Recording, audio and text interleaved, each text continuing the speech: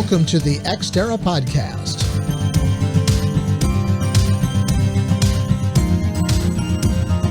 The Ex Terra mission is to explore and discuss the business of space and its effect on the national and global economy, as well as life on Earth.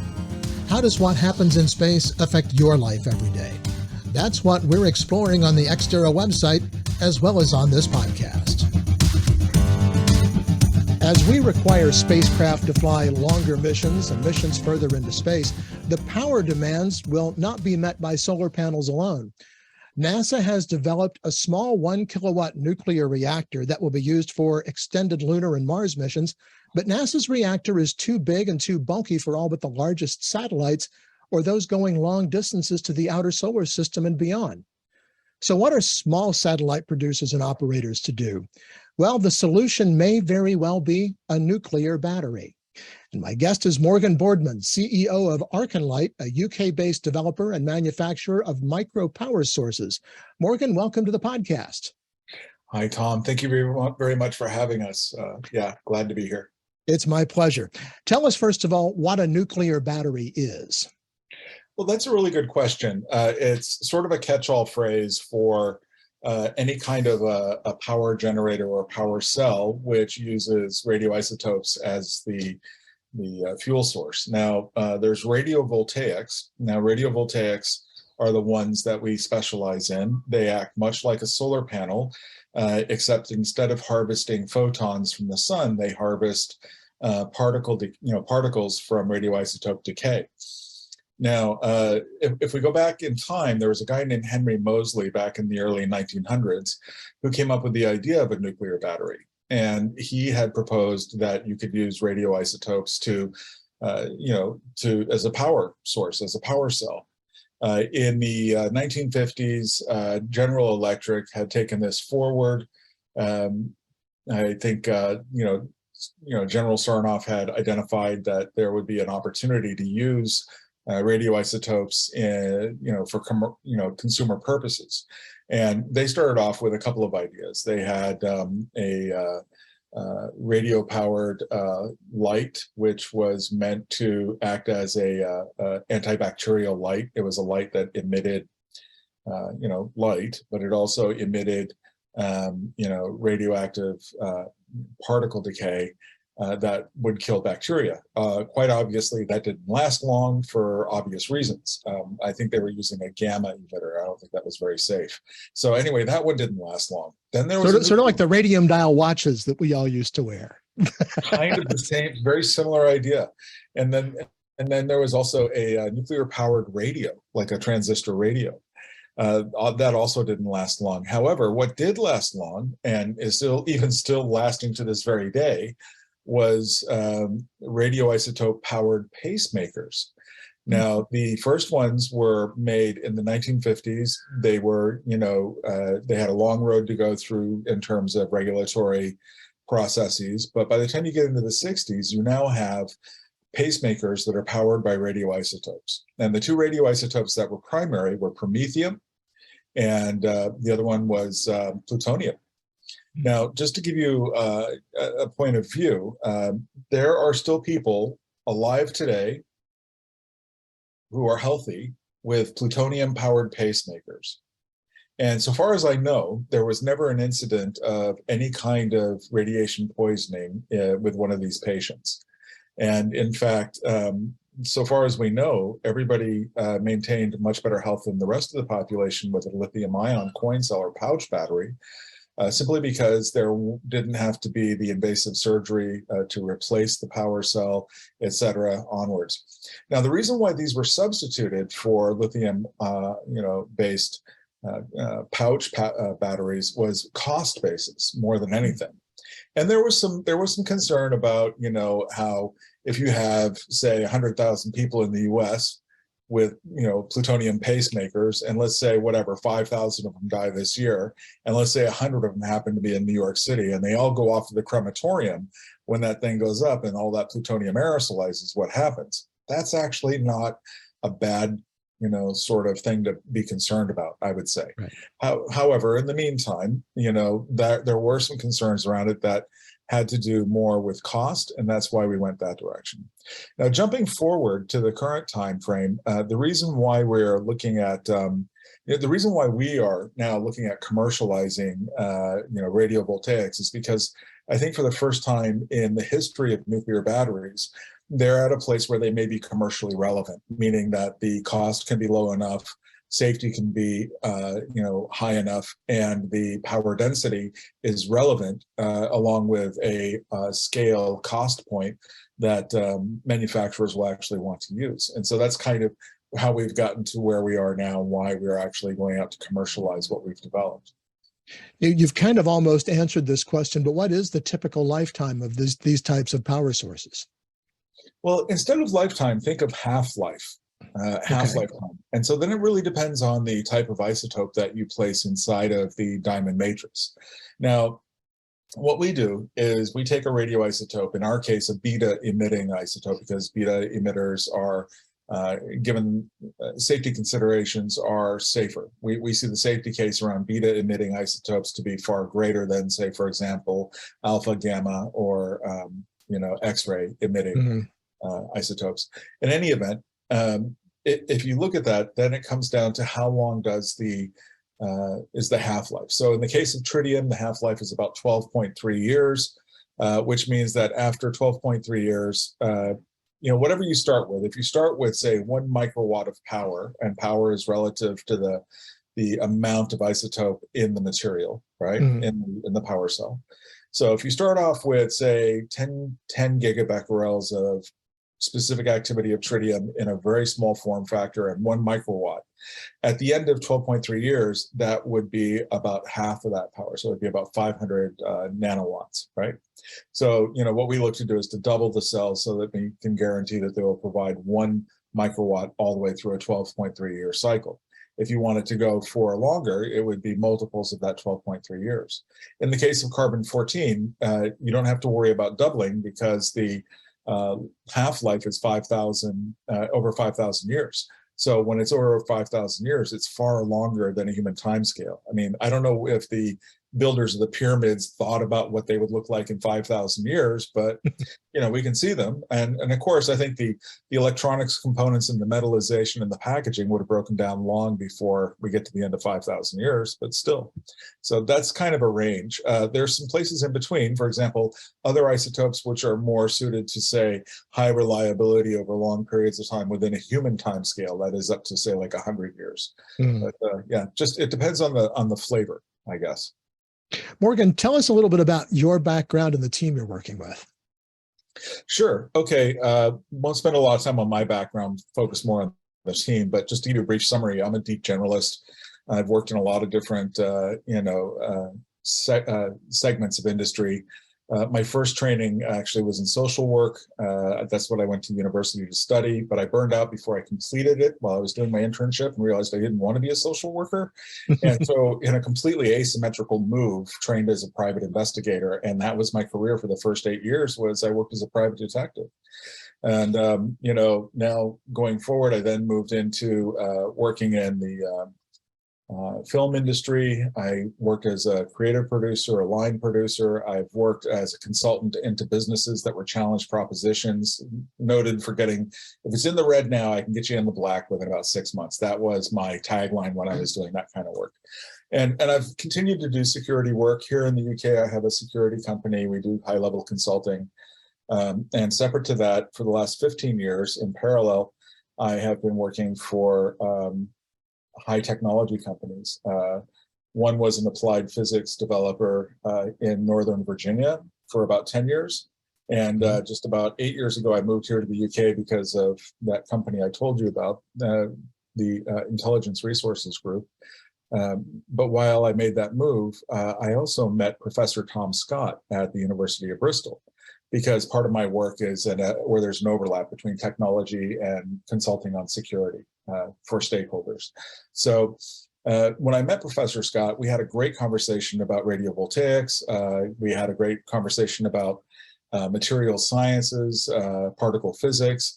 It was exciting. And then we ended up having a conversation every week for a couple of months. Every Thursday afternoon, we'd get together down on the Thames River over from the House of Lords, where he was on appointment there every Thursday addressing the House of Lords.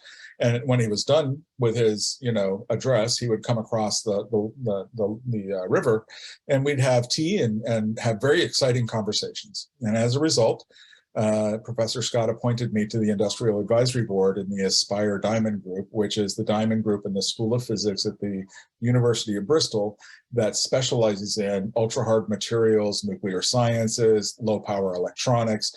And that's kind of the perfect Venn diagram from which Arkenlight was born. Now, Arkenlight was born as a spin-out from this group, from the Aspire Diamond Group in the University of Bristol. And I talked about Professor Scott, but his partner, his peer, is Professor Neil Fox, who is also one of the founders. And what is interesting about Professor Neil Fox is he holds a professorship at the School of Physics and at the School of Chemistry. So he has separate postings as professor within University of Bristol. So that's I'd say that's quite a caveat. They're both well published. They're knowledgeable in their fields. They have a wide variety of backgrounds. Professor Fox used to work in space, before he went back to being an educator at the university. And the Aspire Diamond Group is chock full of people that have a variation in their capability. Dr. Hugo Dominguez, who's our lead experimentalist on the radiovoltaic program, his PhD is in physics. However, his master's is in mechanical engineering. And then we have Dr. Yannick Verbellen, who is our power electronics innovator, right? He's kind of the guy that helps us to work as an interface with customers.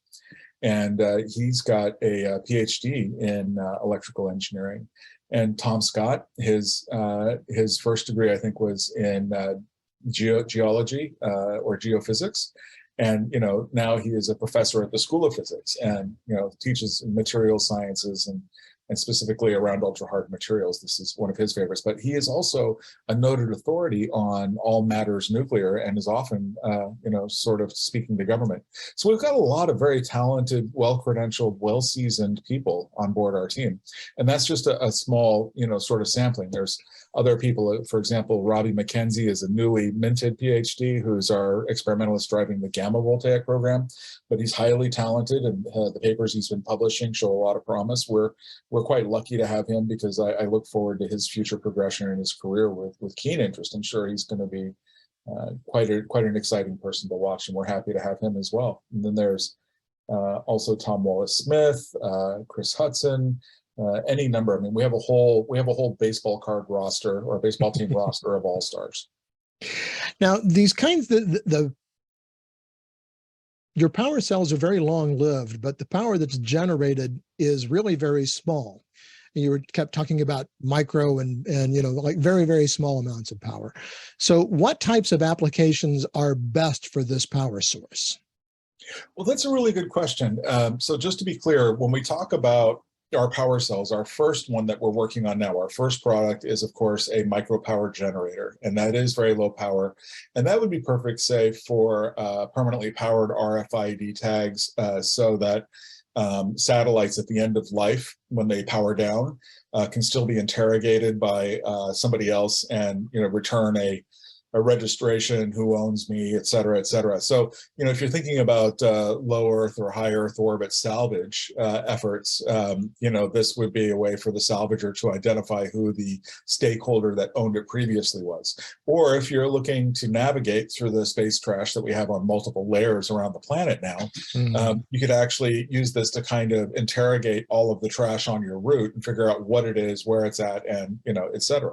So we're working with the European Space Agency right now. They had approached Arkenlight for a power cell for this permanently powered RFID tag, and we had talked about it, and it became clear that this concept and this integration was low enough TRL that it would be better for the University of Bristol to carry it forward, and then when it was commercializable for it to come over to Arkenlight, which is what we're doing now. So ESA and the University of Bristol and the United Kingdom Atomic Energy Authority are all working together on that specific use application.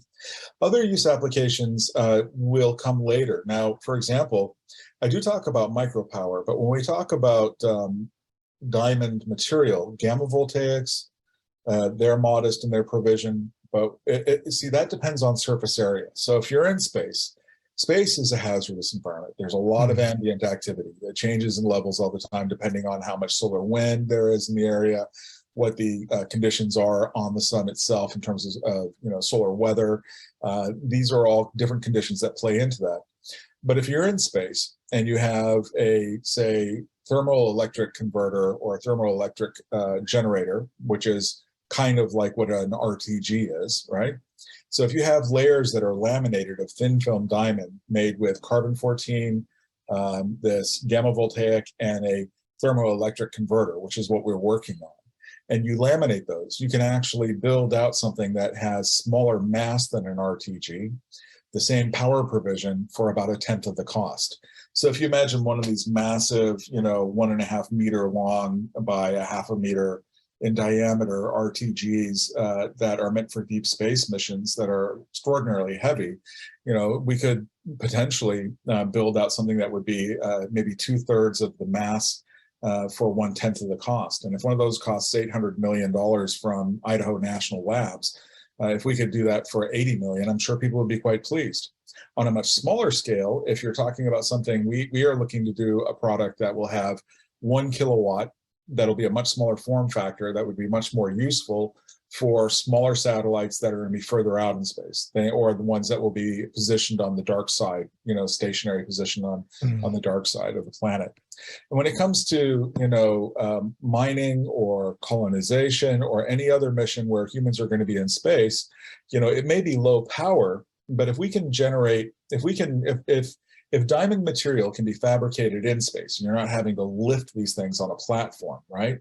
So if you can lift the capacity to fabricate in space and then fabricate, these radiovoltaic and thermoelectric combinations, these distributed power management combinations, they may generate a modest amount of power, but when you live someplace that's that hazardous, or you're staying for long periods of time, you want reliability. And if there is anything wrong with your power systems, you can have a backup which is always on and uninterruptible. It's not chemical, it's not reliant on outside inputs, it's stable and consistent for very long periods of time. That may be a real winner. After all, that may be the key differential between survival and failure. So that's what we're kind of looking at. That's the problem we want to solve, is how to build in additional safety features for lower cost for us as a species as we go out into space. I'm talking with Morgan Boardman, CEO of Arkenlight, a UK-based developer and manufacturer of micropower sources. Take a moment right now and click on subscribe to make sure you don't miss any of our podcasts, or if you're watching on YouTube, any of the videos from Ex Terra, the Journal of Space Commerce. Morgan, most people associate the word nuclear with bombs or Chernobyl, but this is a much, much different situation. What are the differences? Well, okay, so that's interesting. When one says atomic, I could be a real cheeky generalist and say everything is atomic. It's all made from atoms, Okay. but let's talk about I have I like fluoridated toothpaste, right? So I use fluoride in my toothpaste. Okay, that's radioactive. It emits radioactivity, measurable. I like bananas. Do you like bananas? I had a banana this morning before I went bicycling. Bananas are cool. I think a lot of us like bananas. After all, favorite food of primates, right? Bananas have more detectable surface emissions from the potassium than a Betalight voltaic. So that's something to take on board there. Now, I just want to say that there's, something, it has to do with the kind of isotope that is powering the power cell, right? So for example, if you're using plutonium-238, it is going to be more dangerous inherently, okay? Because it's a gamma emitter, it emits alpha particles. If you're using europium is also inherently just slightly more dangerous. Though it's mostly a beta emitter, it also emits alpha particles and occasionally in some isotopes, X-ray particles. So it depends on the kind of isotope, largely. Now, when we think about nuclear energy, we think about Chernobyl, we think about places like that. This is not that kind of nuclear. For example, most of the danger that surrounds nuclear weapons has to do with fission and fusion byproducts, which are extraordinarily heavy in terms of their gamma and alpha outputs, right? And Mm-hmm. X-ray outputs. Whereas when you talk about, say, like, for example, like Chernobyl or Fukushima, it's very similar. These are fissile reactions gone bad. So there's lots of gamma radiation, lots of gamma trash, cesium-138, a lot of stuff that you really, short-acting nuclides and actinides popping off as some really nasty nuclear trash that is really dangerous. And this is not that. A beta particle is highly energetic, but it moves very quickly and then it just fizzles. It just kind of drops. So in a perfect environment, a beta particle, say like vacuum, right? A beta particle may travel up to a meter or so. But when you're talking about, a beta particle in air and it's emitting from a reflective source, say, for example, if a particle were to escape from the dense diamond lattice, it wouldn't be enough to break the human skin. Where it would be a problem is if you ingested it, right? And that's if you're ingesting a beta emitting radioisotope, inhaling it, something like that, putting it close to soft tissue, then it could pose a health risk. But in this instance, again, if you've locked it up inside of a dense, tight diamond lattice, and diamonds are known for being very hard, Mm-hmm. then it would be really, really difficult to make that unsafe. In essence, if somebody had a diamond-based pacemaker battery in their body, they would be at risk if the diamond broke and there was an edge of the diamond, the thin film diamond layer, where there was some of the isotope locked on that edge, and it would occasionally emit a single particle. But just to consider the amount of force necessary to break a diamond, if that was in somebody's chest, consider that might be the least of their problems in the moment, right? Yeah. Okay. Now, the radioactive sources you're using are actually nuclear waste products. So what's the advantage of using nuclear waste? And again, that's a term that carries a lot of negative connotations. Well, this is a good question. Now, so first off, I just want to be very clear to manage expectations. We've been working very hard over the last 5 years to build relationships within government in consortium with other parties. We're talking about top tier contractors that service the nuclear decommissioning world, the civil nuclear engineering community. Those are people that we are working with to get government to give us the waste that we can then process. So at this point, we're not literally processing waste, but that's our objective, that's our goal. And part of the reason why is, if you can imagine, right now there's 95,000 tons of irradiated graphite in store in the United Kingdom. Now, because the graphite is irradiated with carbon-14, especially along the surface of the fuel channel where the fuel rods were stored previously, and they were most exposed to irradiation from thermal flux, gamma flux. Mm-hmm. So the surface carbon-12 has converted over time into a carbonaceous layer of carbon-14. Now, because of that, this now has to be sent into a deep geological facility because it's considered an intermediate level waste, right? If we are able to remove that surface layer efficiently and leave behind only carbon-12 and carbon-13, which are no longer irradiated or dangerous, then those blocks would easily be able to be stored in an above-ground facility, saving the taxpayer massive amounts of money in terms of the storage cost. And if we're able to do so at a benefit where, we are paid a fraction of what the government would have to pay to process it into a deep geological facility, if we're paid, say, 10% of that to cart this stuff off like cosmic rag and bone men to convert it into something else, then we've made a little bit of money for the removal. We've saved the taxpayer a load of money. And now we have a feedstock, which then becomes a narrative for a circular economy within nuclear. In other words, why do people often dislike nuclear? It's because the end state waste products are such a massive hassle. There's a lot of them, and you have to think about how to deal with them beyond a human time scale in the sense that we normally are accustomed to dealing with. Again, let me point out, pyramids, deep geological facility, 5,000 years, isotopes decaying, that's long process stuff. Right.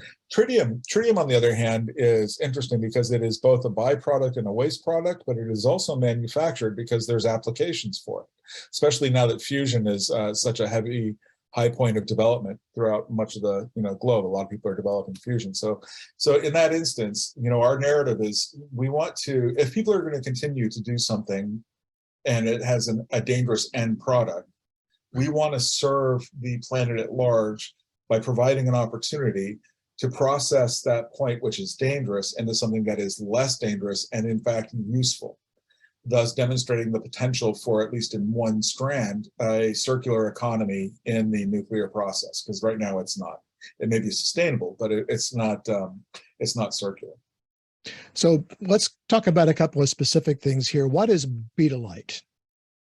Oh, okay. So we have a product now which we're selling, which is called the Betalight Voltaic. Now, the Betalight Voltaic is not something that we invented. In fact, it's an open source technology. If you go on YouTube, you'll find makers who've made little Betalights.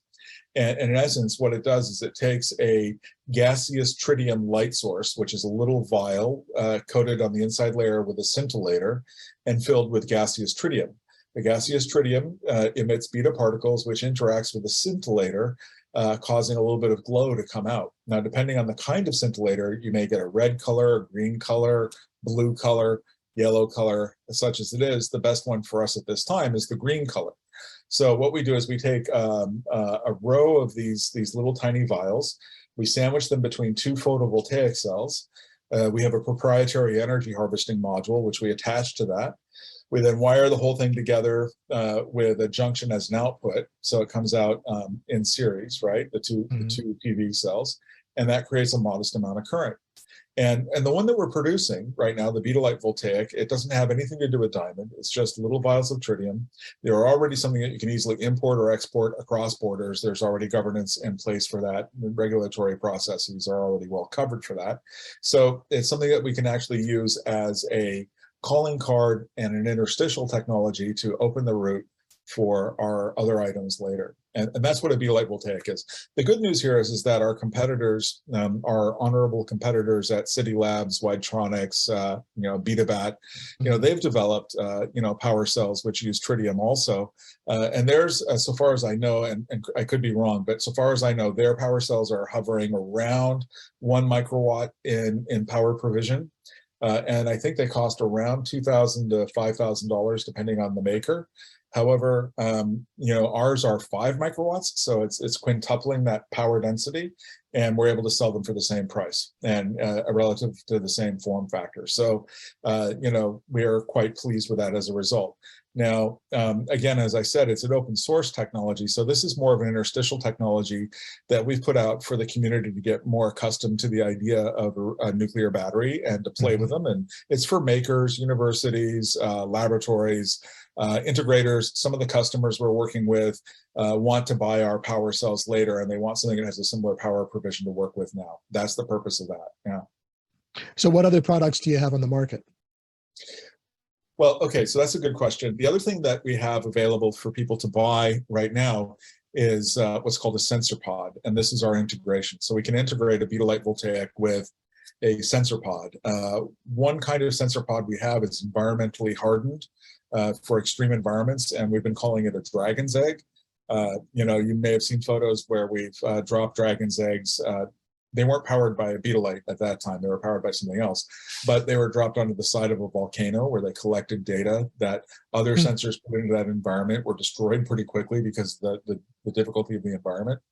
Another place that dragon's eggs would be extremely useful is inside of nuclear reactors or nuclear waste stores, or in space, or in boreholes, or any kind of an environment where it's extremely cold, extremely hot, extremely hazardous, either because of radiological or chemical even sort of conditions. So that's what that is. And then here within the next say 3 to 6 months, we should have the very first alpha test kits, which have already been bought out for the tritium diamond beta battery.